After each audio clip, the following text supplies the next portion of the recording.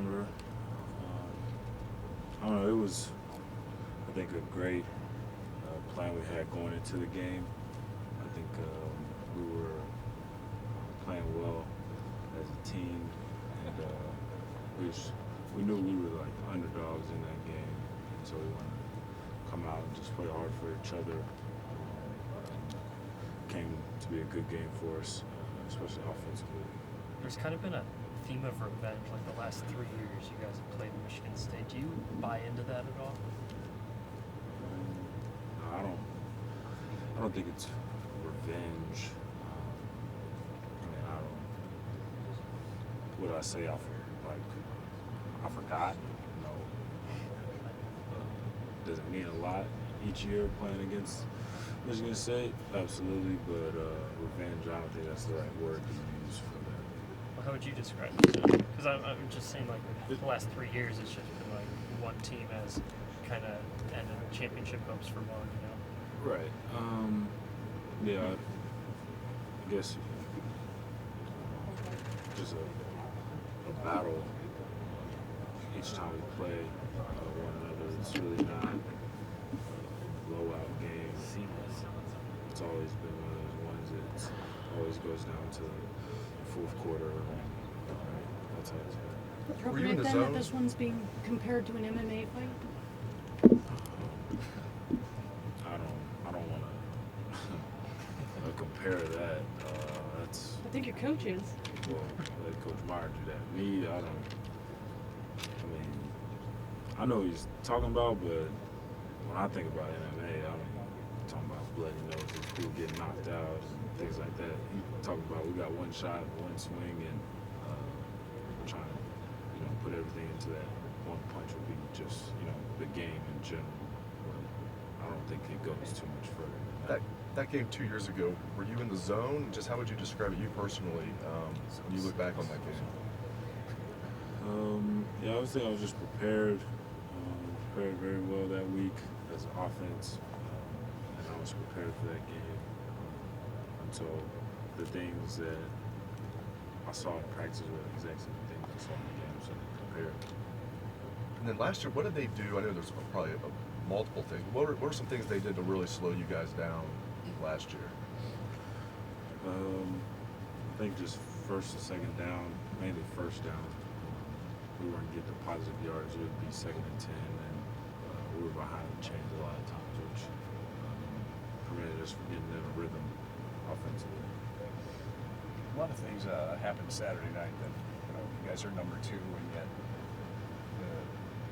getting to the Big Ten title game is very much up in the air. Just A, how do you react to that, and B, how do you block that stuff out and make sure that you take care of whatever you need to take care of this week? I think one of the main things is that this is how I live my life. If I can't control something, then I don't put a lot of stress or worry to it, because I can't control it. Like, it's out of my hands. So with that being said, like, the things that happened Saturday and the things that are going to continue to happen throughout the year with other teams, we can't control that. That's outside of our little bubble of Ohio State here at the Woody. So I don't worry about those things. I don't give them a lot of focus or attention either. And I just can't control it. So I think the main thing is that we control what we control, and that's playing Michigan State this week. But a lot of talk was said, earlier this season about we control our destiny. That's not necessarily true now. So does that talk then change? I mean, 'cause you said like you can control what you can control, but it used to be said we can control our destiny. Well, now it's not so true. I see it like this: if we win out all our games, Big Ten championship or not, you're not gonna put us in. Like, you gonna leave Ohio State up? It's not a conference champ. Hey, we don't control it. But I know y'all don't control it either, but that's how I see it. Committee. Like, Yeah, that doesn't make sense. You would to think me. that it's almost asinine So- to not At do least it. make that thing. But you so think with that, I know Big Ten championship and championships and conference championships is a major thing, but then you're talking about one of those 2-loss teams and things like that. But that's something totally different. So with that being said,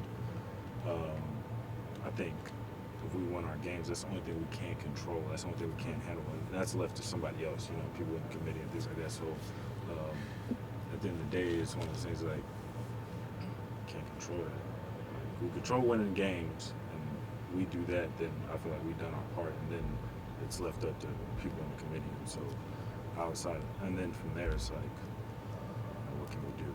So, but it's left up to other people, but it seems like you think you guys would have a strong case with being the team you've been, the games you've won, the way you're playing. You would feel good about what you're putting out there for other people to decide? Absolutely. JT, I know you kind of there was like some of the wide receiver stuff, talk, passing game earlier this year. You guys obviously have really turned that up the last 2 weeks. You said earlier this year that was a lot about defensive schemes. Do you think that it's partially that there's also partially that spark back in some of those wide receivers and they're making plays and getting themselves open, or is it still to you just them playing to the defense? Yeah, I think if anything, our receivers have done a great job on blocking, perimeter blocking. You see the runs that have been, explosive runs. I think that's something that's been a difference in their play, just being unselfish in that way. But as far as the passing game and getting open, when I watched film, it was something that wasn't, like, they didn't change, I guess. Like, have we done a better job? I do believe so, but I don't think it was something drastic as, what the scoreboard is seeing, because I don't think our passing yards have went up dramatically in those games. Like, when we're talking about the struggling of the passing game, our passing yards went up, I think, like 30 yards or something like that. So it's like, I didn't see the struggle that, so that's why I'm trying to explain the defense side of it. So I think that's something that's been a difference is they're doing a great job blocking downfield and being selfish in that way. But as far as getting more open or things like that, I don't think so. Can that ever be hard, do you Two more think, questions. for receivers who, and again, Coach Meyer's saying the same thing, the guys like Paris and Noah and Terry, they're doing a great job blocking. They're just, have a ton of catches like the last couple of games. Can that be hard for them, ever? I would believe it would be, somewhat frustrating. But when you think about the passing game, it's one of the things like there's got to be a lot of, pieces to the puzzle. A lot of moving parts have to connect in order to be successful in the pass play. So I think that's part of it. Like, for example, there was one with Noah. The ball was, the coverage had it going to him, but then at the last minute, the defender got underneath it. You know what I'm saying? Like, we control what we do, and he did a great job getting open, but also the defense, they have their own schemes and personnel and trying to stop people from getting the ball, and so that played a part of it as well. JT, DeMario got a little more time this past week, obviously, for a lot of reasons. Benjamin Victor finally got on the beam with a big-time catch. There are a few teams right now who have young guys rising like y'all do. I mean, what does that do for the team from a depth standpoint and also a confidence standpoint going into the last 2 games? I think one of the great things is just getting those guys reps. I'm a big believer in reps and experience, and that helps you develop as a player. And so I think with them getting a lot of reps on Saturday, it just helps them develop. And then, like you said, allows us to be more depth when it comes further along in the season. We may need those guys. Yeah, DeMario, though, especially, looks pretty dangerous when he has the ball in his hands. Does he look that way in practice? I mean, what do you see out of him? I think one of the main things in him, he just got to go all the time. I think, like you said, you see those flashes where he could, break off a run at any time, but he doesn't go hard all the time. Like, sometimes he may take that play off, or, if he doesn't think the ball is coming to him, or he may not get it, then it's kind of relaxed, where instead of being locked in and focused, every time he's out on the field. When you think of Last question. Michigan State defense, and I know you're starting to break them down right now, but what jumps out at you, problems that they present? I think they're a defense that's aggressive, forces you to take a shot downfield. It's going to apply pressure, try to get to a quarterback. And and I think that one of the main things is try to get you behind the chains. I think that's what I guess hang their hat is that they want you behind the chains, so you're in the third and long situations, and knowing that's very hard to convert and get off the field fast in that way. So I think that's what they've been since I've been here. I haven't changed really. They have, I think, good defensive plan, and probably do the same thing when it fails.